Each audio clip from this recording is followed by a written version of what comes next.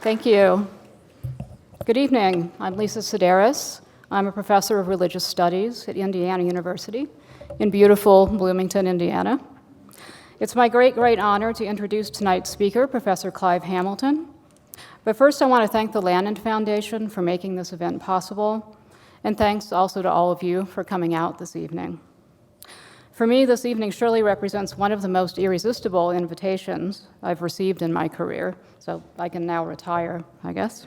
To have the opportunity not only to converse in person with Clive Hamilton on what I think you'll agree is a fascinating topic, but to do so in such a beautiful place. It's difficult to know where to begin in introducing Clive Hamilton to you. He's contributed his talents and expertise to so many important topics. So I'll give you sort of the official rundown of his credentials and accomplishments, or at least an abbreviated version thereof, so we won't be here all evening.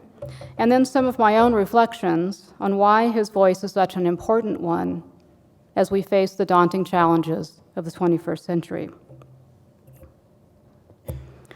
Professor Clive Hamilton is an Australian author and public intellectual with equal emphasis on public and intellectual.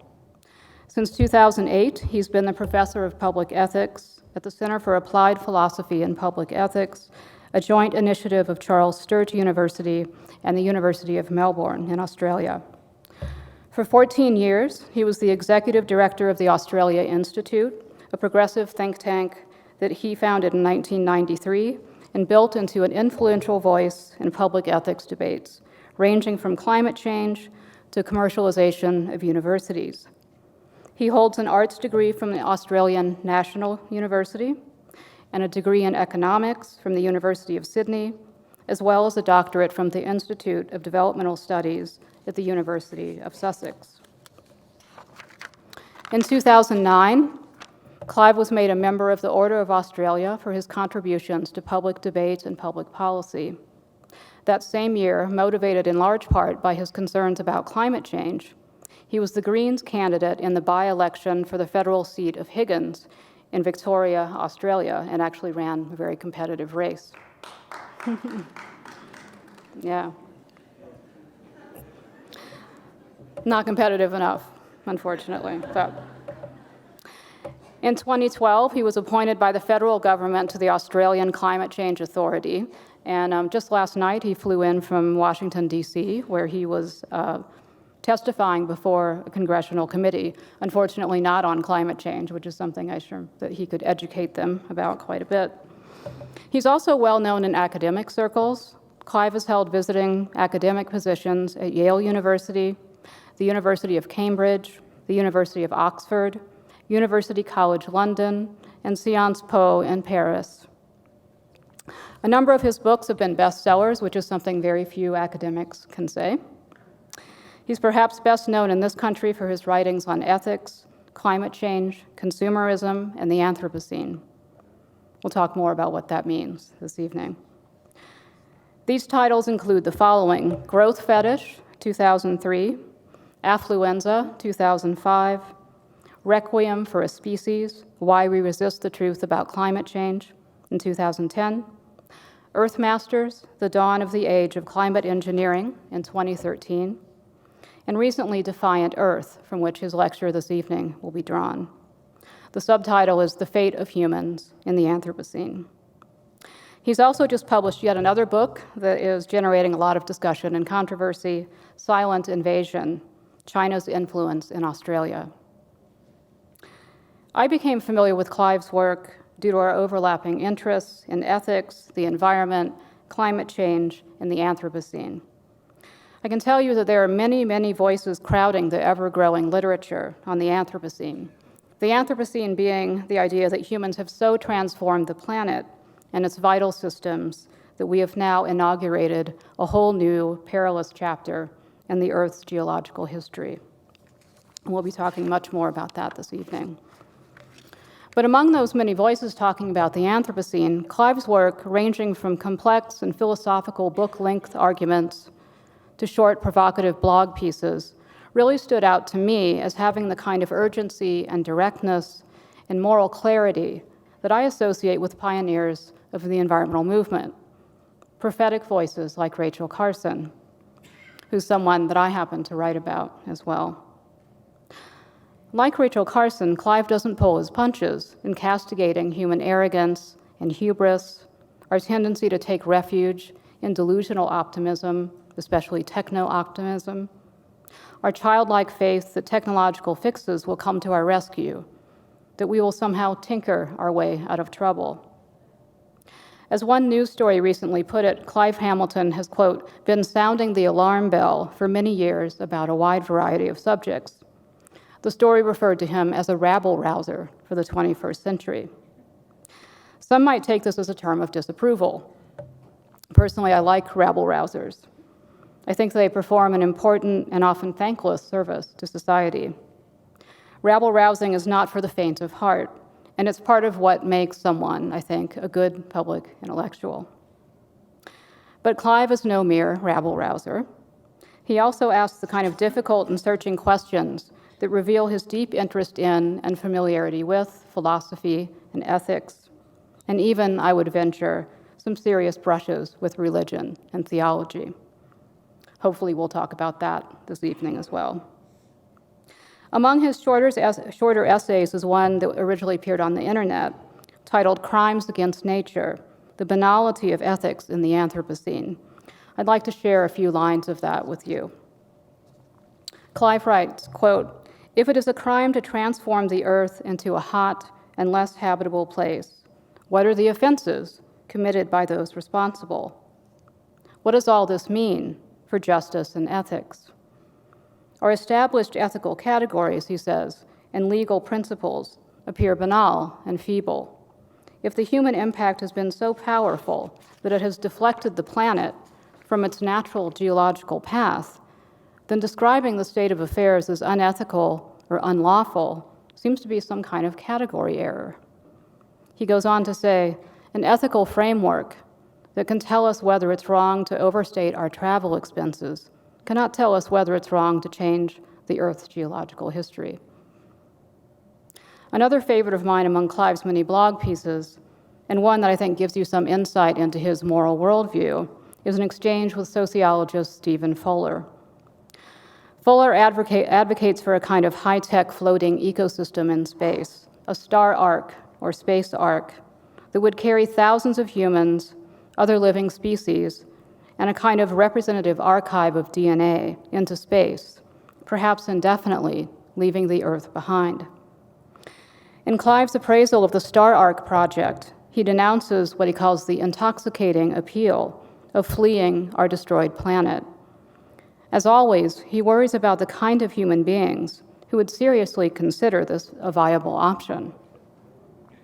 He notes that for many techno-optimists, geoengineering, which is another topic that he's written about, geoengineering the planet functions as Plan B, that is, following a failed or half-hearted attempt at Plan A to actually reduce our greenhouse gases. When mitigating climate change and geoengineering fail, the next strategy seems to be something like Star Ark, Plan C, let's just escape the planet altogether. But he asks, what kinds of creatures would undertake such a scheme? What kind of person imagines him or herself living in such a world? What sort of children would be bred on a space ark? Advocates of this Plan C insist that human civilization must be sustained at all costs. But why, Clive asks, would we have to preserve human civilization? What is a civilization worth, he asks, if it cannot protect the natural conditions that gave birth to it? He continues, quote, those who blast off, leaving a ruined Earth, would carry into space a fallen civilization. As the Earth receded into the all-consuming blackness, those who looked back on it would be beings who had shirked their most primordial responsibilities, beings who were corroded by nostalgia and survivor guilt, end quote. This concern about what kind of humans we are and ought to be runs through much of his work. In his recent work on the Anthropocene, Defiant Earth, about which you'll hear this evening, Clive describes our climate-changed planet as a wakened giant, an angry beast, whose slumber humans have foolishly and irrevocably disturbed.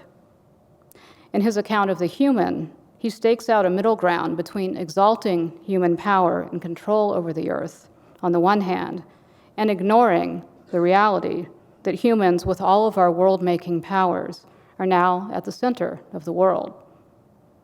For Clive, this mode of human centrality, or anthropocentrism, is not something to be celebrated. This is not a Promethean triumph, but a responsibility that we acknowledge with great fear and trembling. In defending this new deliberate and deliberative form of anthropocentrism, Clive Hamilton retains a sense of the tragic and an abiding distaste for faith in progress that is naive. Today, he writes, "The greatest tragedy is the absence of our sense of tragedy." And yet, he continues in what I think is one of the most powerful lines in his book, quote, "The earth scientists continue to haunt us, following us around like wailing apparitions, while we hurry on with our lives, turning around occasionally with irritation to hold up the crucifix of progress." Not bad, eh? So please join me in welcoming Professor Clive Hamilton. Thank you.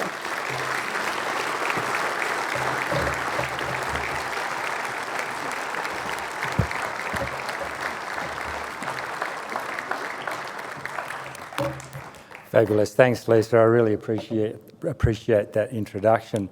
And I want to thank, of course, the Lannan Foundation for bringing me here to this part of the world that I've never visited before. It really is quite extraordinary. As I said to Lisa, it's un-American in the best possible way.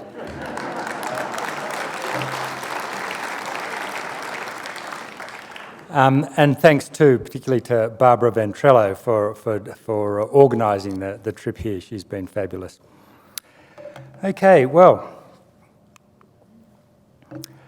the geological timescale, you might have seen something like, you don't need to see the words, but the geological timescale divides the Earth's 4.5 billion year history into eons, eras, periods, epochs, and ages in descending order of significance.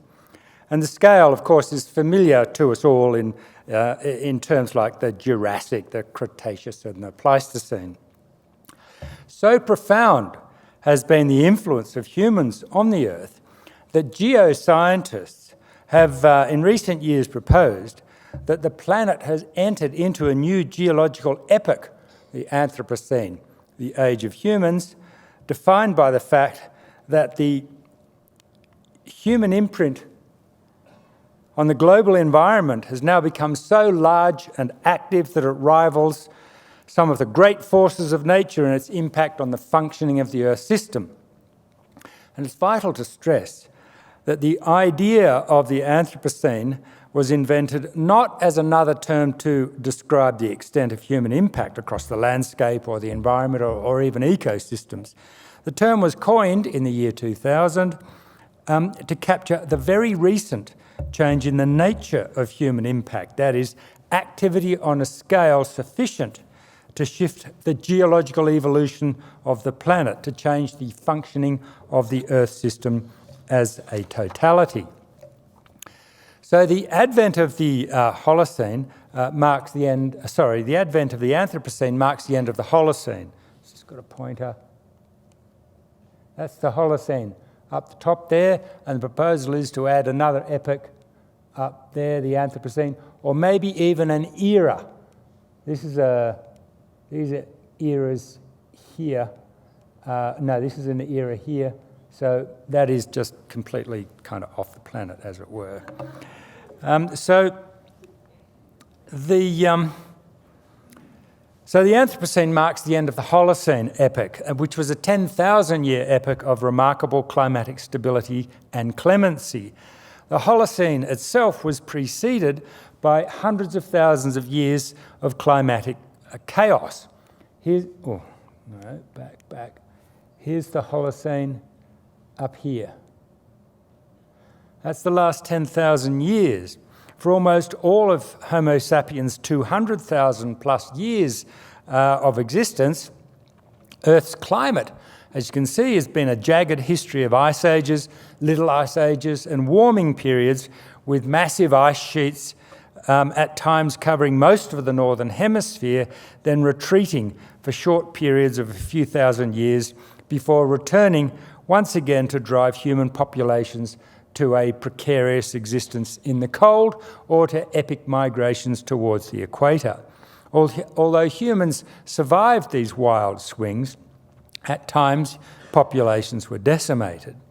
But some 10,000 years ago, the climate stabilised around an average temperature very close to the modern one, at least prior to the advent of the Industrial Revolution. The Holocene's mild and unusually stable climate permitted human civilization to flourish. The regularity of the seasons permitted settled agriculture, which had been impossible in the climatic gyrations of previous times. And some 7,000 years ago, in the so-called cradle of civilization, that is the river valleys that drain into the Persian Gulf, the new conditions permitted not only settled communities, but the development of the wheel, writing, mathematics, legal codes, centralised government, and social strata. In the Holocene, then, humans were able to free themselves from the dictates of nature and to flourish on the earth. Now we're told that the Holocene's halcyon millennia have come to an end. Humans have flourished so successfully in the sympathetic environment of the last 10,000 years that we have in very recent times shifted the Earth's geological arc. In particular, the effects of human activity on the climate system, warming, of course, melting ice masses, acidification of the oceans, and rising seas, these are expected to last hundreds of thousands of years. This chart, famous chart, shows the concentrations of CO2 in the atmosphere as measured at Mauna Loa, the volcano in Hawaii. In 2015, a concentration of carbon dioxide in the atmosphere rose above 400 parts per million, up from 280 parts per million at the beginning of the Industrial Revolution at the end of the 18th century. The last time the concentration of CO2 in the atmosphere breached the 400 parts per million threshold was 23 million years ago. Once again, the forces of nature, now in fact a hybrid of natural forces under human influence, will probably begin to drive wild swings in the climate. Human disturbance of the climate system is now detectable from the beginning of large-scale coal burning at the onset of the Industrial Revolution at the end of the 18th century. The rise in atmospheric concentrations of CO2 was gradual for the next 150 years. He shows you temperature variations from the average set at 0 for the 1960 to 1990 period.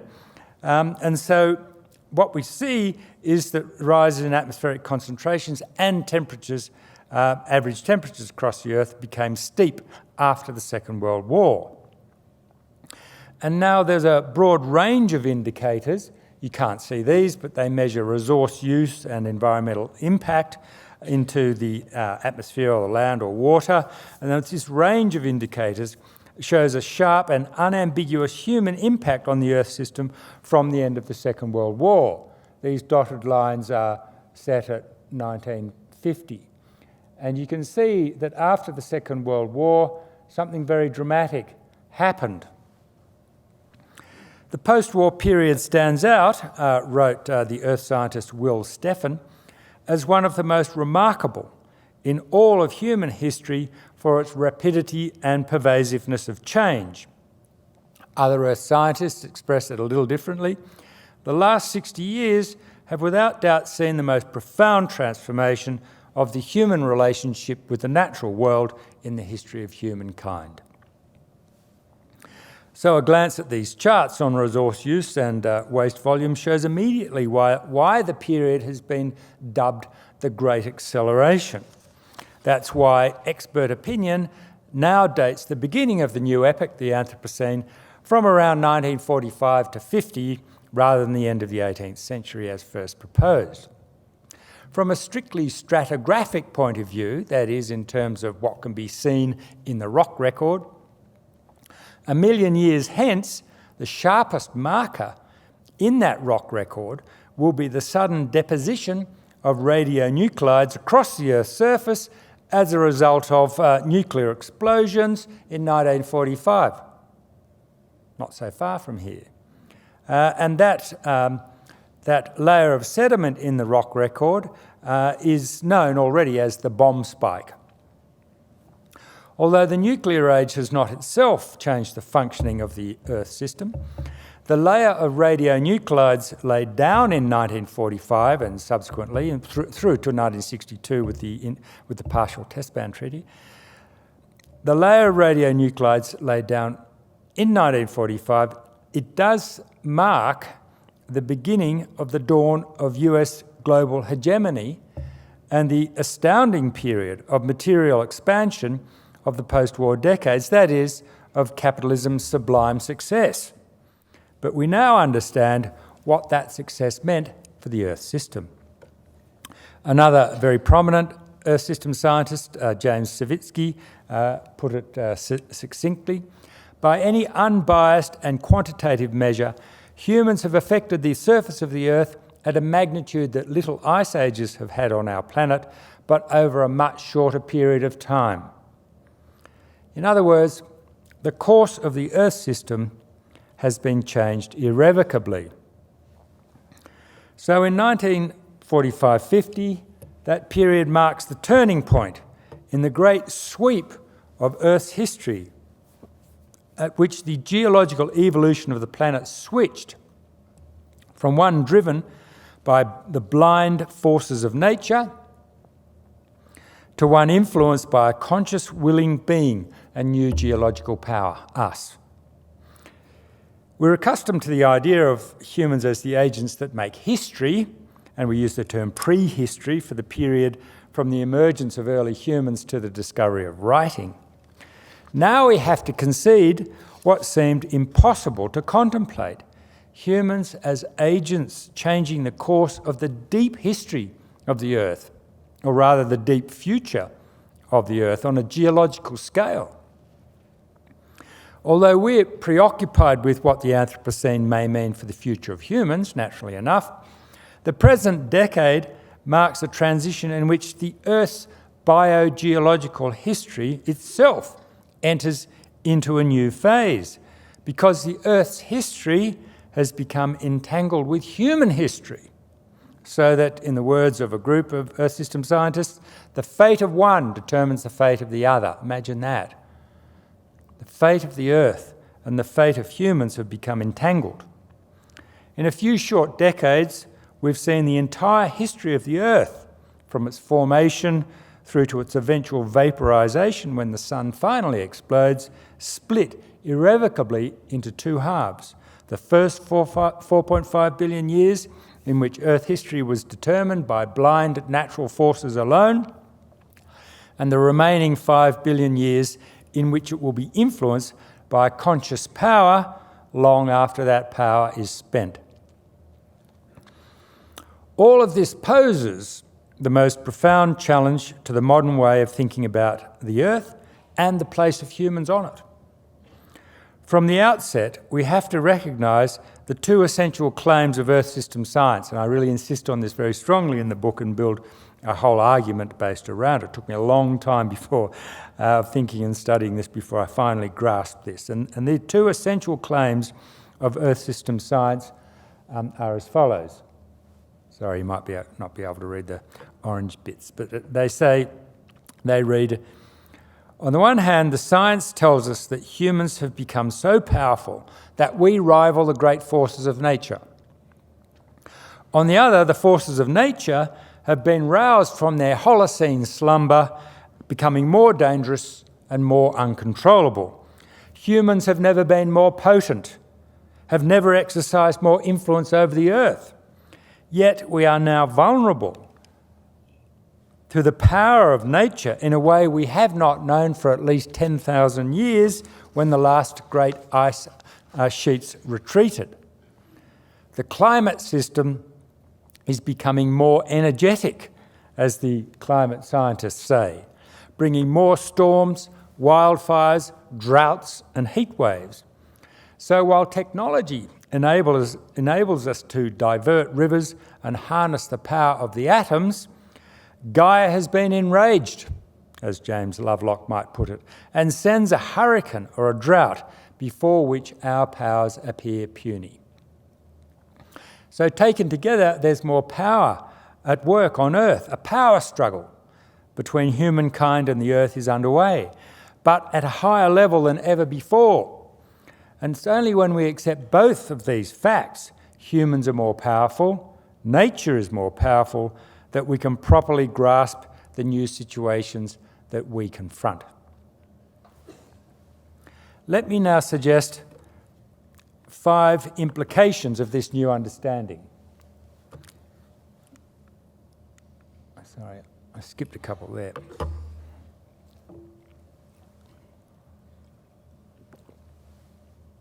Rethinking anthropocentrism. The 2 essential claims of Earth system science, the extraordinary power of humans to disrupt the Earth system and the uncontrollable powers of nature unleashed in the Anthropocene, give rise to what I've called, in my book, for want of a better term, the new anthropocentrism. I say a new anthropocentrism because humankind became a unified entity for the first time only in the second half of the 20th century. And as such, it's become the central agent on a new kind of Earth. So I'm saying that humanity, the anthropos as a species acting collectively on the Earth, came into existence only with the arrival of the Anthropocene. We don't really yet have the concepts for thinking about this new entity, and we'll grasp our way towards it in coming years, I think. The new anthropocentrism, which recognised the extraordinary power of human beings beyond any other creature. We can't deny this anymore. Those environmentalists among us who want to insist on taking humans down a peg or two, in fact, we've now become so powerful beyond what could previously be imagined. But this new anthropocentrism diverges from what might be called the anthroposupremacism that brought us the ecological crisis.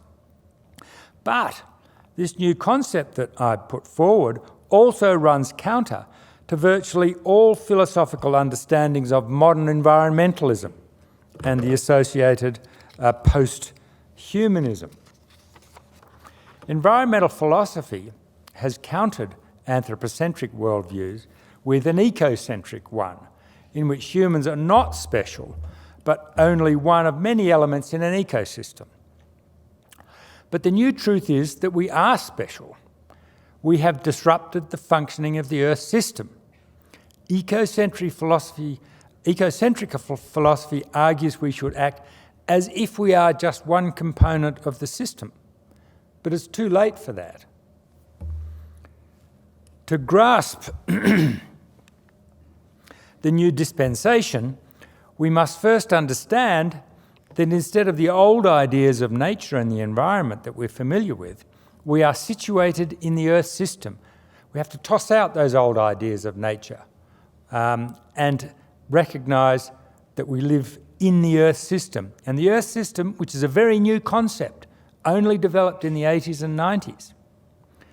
The Earth system is the planet taken as a whole in a constant state of flux, driven by interconnected cycles and forces from its core out to the atmosphere and beyond to the moon, all powered by the flow of energy from the sun. Human activity participates in and modifies the myriad processes that constitute the Earth system. And the Earth system is constituted only by those processes. It's not a ball of rock with things acting on top of it. The processes themselves, including geological ones, constitute everything about the Earth system. So powerful are our interventions that we have destabilised the functioning of the system itself, taking the Earth into a new geological epoch, or perhaps even an era. Some of the disruptions we've caused to Earth system processes are now unstoppable, and the effects will persist for many thousands and hundreds of thousands of years. These facts place human beings inescapably at the centre of the future of the Earth's geological evolution. They mean that humans are now more potent than ever, even if we now understand that power not as the autonomous capacity of free beings, the great Enlightenment concept of humanity, but as a force always embedded in networks and processes, but able to change them. Our power in the Earth system gives humankind greater responsibility than we've ever possessed. Once humans separated from other creatures and we began deliberately to use our world-making powers to modify our environments, we assumed a kind of responsibility for nature. But now that responsibility has shifted to a new level, where the fate of humans and the fate of the Earth as a whole are intertwined. And it's this amplified responsibility for the Earth that's the heart of what I'm now calling the new Anthropocentrism. While it's human-centred, it's the opposite of the stance of exploitation and control embedded in the previous anthropocentrisms. Given our undeniable power, the obligation now is to neither disavow that power nor to exploit it, but to own it. Whereas the old form of anthropocentrism declares that humankind has moral dominion over the Earth, the new form begins from the fact that humankind has in practice acquired enough power to change the course of the Earth, and concludes that humans therefore have to have a moral responsibility for it. The old form assumes that the Earth provides endless bounty for the benefit of humans. The new form believes that the Earth will not provide continuous bounty unless humans take care of it. Instead of concluding that humans are free to do whatever we want, the new anthropocentrism insists that humans are not free to do whatever we want. In fact, we must restrain ourselves and restrict what we do. Now, of course, any defence of anthropocentrism naturally creates anxiety. Doesn't the elevation of humans to the status of the special creature inevitably bring hubris? The truth is, we have no choice other than to insist on a distinction between an arrogant anthropocentrism and a humble one. To be humble does not require that we deny our significance. Indeed, the greatest humility is available to those with the most significance. The second implication against eco-modernism, I call it, there's a new breed of environmentalists who call themselves eco-modernists. They actually concentrated, or they radiate out of a think tank known as the Breakthrough Institute in San Francisco. For these eco-modernists, instead of being final proof of the dangers of hubris, the Anthropocene is welcomed as a sign of humankind's destiny to control nature. For them, the new geological epoch is not evidence of human short-sightedness or foolishness, nor of global capitalism's rapaciousness. Instead, it's an opportunity for humans finally to come into their own. Eco-modernism is traditional anthropocentrism on steroids. Leading advocate Earl Ellis urges us to see the Anthropocene not as a crisis, but as the beginning of a new geological epoch, ripe with human-directed opportunity. And he speaks of the good Anthropocene, two words that I never thought I'd hear put together. Humanity's transition to a high level of planetary significance is, for Earl Ellis, an amazing opportunity. And we will be proud of the planet we create in the Anthropocene. And this vision has been condensed into what's been called an eco-modernist manifesto put out by the Breakthrough Institute, in which the signatories transcend the modest aim of a good Anthropocene and envisage a great Anthropocene. Whereas the eco-moderns see a humanised Earth as inevitable and desirable, the new Anthropocentrism sees a humanised Earth, understood as the Earth system disturbed by human activity, as neither inevitable or desirable. In fact, the kind of humanised Earth we now live on is what we always had to fear, the product of the misuse of our creative powers. While eco-modernists see humans as essentially benign, the new Anthropocentrism sees them as highly ambivalent, capable of enormous creative renewal, but equally capable of catastrophic hubris and overreach. Unlike the Pollyannas of eco-modernism, the new Anthropocentrism has no tacit faith that it will all turn out, or that it will all turn out okay in the end. Indeed, the capricious and uncontainable power of nature always threatens to come roaring into action should we push it too hard, as we now have.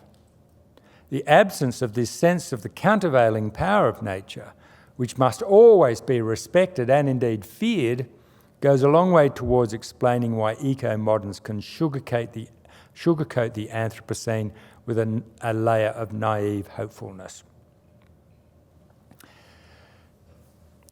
Turning to the third implication, what I call the end of nature. The modern idea of the environment as a set of resources available for endless exploitation is now exposed as a Holocene conception. But so is the ecological alternative to it. That is, the idea of nature as a passive nature violated by humans. Both of these are being replaced by the conception of an inscrutable and unpredictable entity with a long history of capricious change and volatile mood swings. Earth system scientists have, as scientists, reached for rough metaphors to try to communicate to non-specialists the ideas to capture this Earth system and how it behaves and its mood swings. And some of the metaphors which they've come up with are things like the awakened giant, the ornery beast, or they talk of Gaia fighting back and seeking revenge. They talk of a world of angry summers and Arctic death spirals.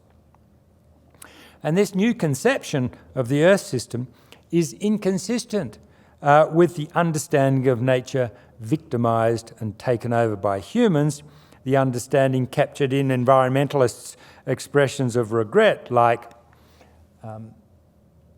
The End of Nature, Bill McKibben's, of course, and the Earth's Cry for Rescue. Or indeed expressions of triumph from eco-modernists who talk about a humanised Earth, the kind of nature we wish to have, or infamously, it's our choice what happens here. But whether the mood is one of lament or of triumph, in all of these expressions, nature is either our victim or our servant. Yet Earth system science now tells us that rather than the death of nature, nature as the Earth system has in fact come alive. Or perhaps a better metaphor is waking from its slumber. It's true that wherever we look, we see human influence, and the more trained you are, the more human influence you see. But at the same time, we see a stirring of an angry, ornery, vengeful Earth that is more detached from us than it has been for at least 10,000 years. Against the idea that we can have the nature we wish to have, as we go into the Anthropocene, we will have an Earth that is further and further from the Earth we might want. In other words, these two views of the end of nature and a humanised Earth, subject to our choices, may have been consistent with a quiescent Holocene Earth, but Holocene thinking has been supplanted by Anthropocene thinking. This all follows from the fact that the Anthropocene is a very recent rupture in the last few decades, whereas all of these views about the death of nature and so on don't recognise that such a rupture has occurred, but write as if there is a continuing process of colonisation of nature going back thousands of years, albeit one that's intensified in recent times. If on this new earth notions of mastery have to be discarded as delusions, it's also true that the benign ideas of good stewardship and a loving Mother Earth are redundant too. Nature is no longer a victim, passive and fragile, suffering in silence, the sister who cries out to us in Pope Francis's image. In the Anthropocene, it's no longer tenable to believe in Francis's encyclical that our common home is like a sister with whom we share our life and a beautiful mother who opens her arms to embrace us. In the calm and clement Holocene, to view the world as entrusted to men and women was a plausible working hypothesis, but no more. Now, when Mother Earth opens her arms, it's not to embrace us, but to crush us.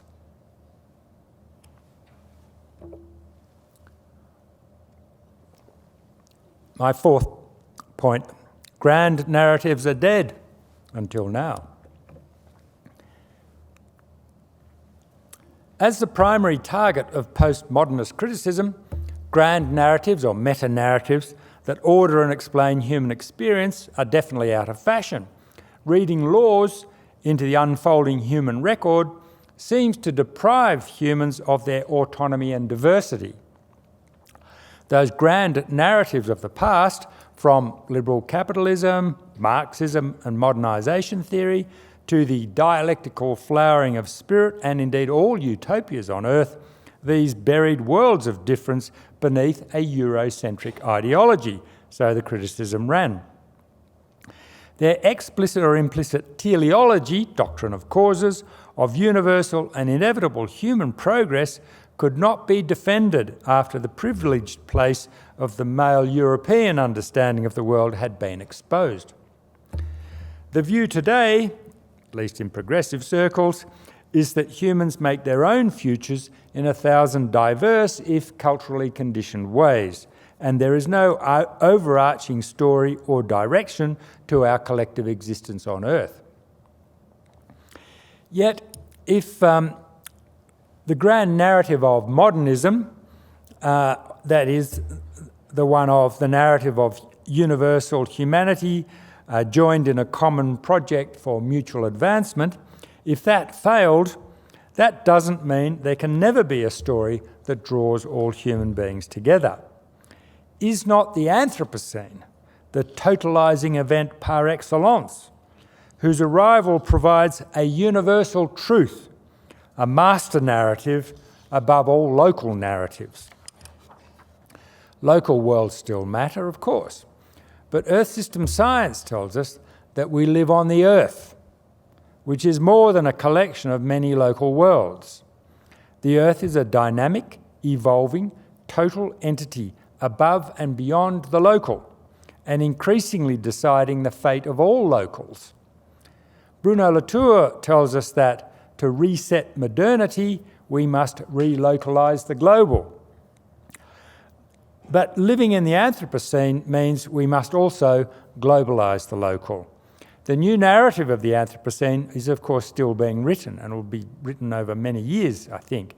And it's hard to see even a draft of this narrative. But the conditions underlying it are clear.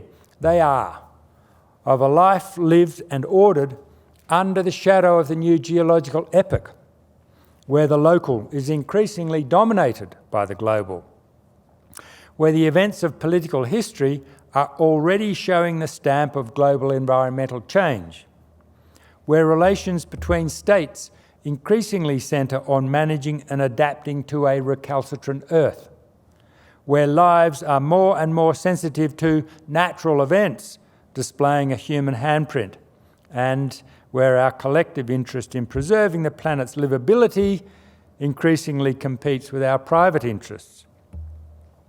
While the new narrative I'm suggesting collects together all humans in its story, it diverges from all previous meta-narratives in what it promises, or rather, in what it doesn't promise. It does not promise universal freedom and the fulfilment of human potential, but the reverse. There's no promise of a happy ending in the Anthropocene narrative. It's not the story we want to believe in, it's the one we're compelled to accept. And so we gaze into a future of a globalised world on an Anthropocene Earth that will increasingly rule over everyday life and consciousness wherever one dwells. Above all of the diversity stand one global economy, one global culture, one total Earth. Earth history and human history have become entwined so that the fate of one determines the fate of the other, a fate that not even the most privileged can escape. Let me finish on my fifth point, nihilism and the meaning of human extinction. Now, a handful of serious thinkers around the world are facing up to the implication of the scientific warnings and are turning their minds to the prospect of human extinction on an Earth rendered uninhabitable by our disruption of the functioning of the Earth system. It's a commonplace today to be, if you go into any blogs or comment sections in anything vaguely environmental, in The Guardian, for example, it's commonplace to be reminded of humans' tenuous place on an insignificant planet in a minor solar system adrift in the vastness of space. Actually, Friedrich Nietzsche expressed it brutally some 150 years ago when he wrote, "In some remote corner of the universe, poured out and glittering in innumerable solar systems, there once was a star on which clever animals invented knowledge. After nature had drawn a few breaths, the star grew cold and the clever animal had to die." Now, these evocations are ventured, I think, to shatter the self-importance that always threatens when humans acquire power or believe that they are God's chosen creatures. In response to the clamour to save the planet, there are those who today blithely echo Nietzsche's indifference towards the clever animal that had to die. John Gray, for example, captures this mood when he writes in a book a few years ago, "Homo sapiens is only one of very many species and not obviously worth preserving. Sooner or later, it will become extinct. When it is gone, the earth will recover, the earth will forget mankind." And in the same vein, James Lovelock's conception of Gaia has no reverence for life and views the mass elimination of humans with equanimity.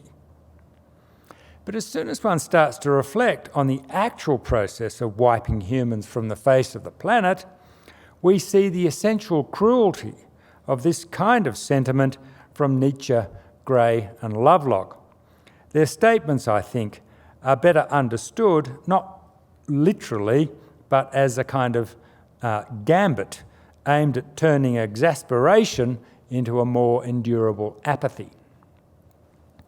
In truth, I'd suggest, if humans were wiped from the earth, the planet would not live on, not in any meaningful sense, because it's we who give the earth meaning, marking it out as the unique planet in the cosmos.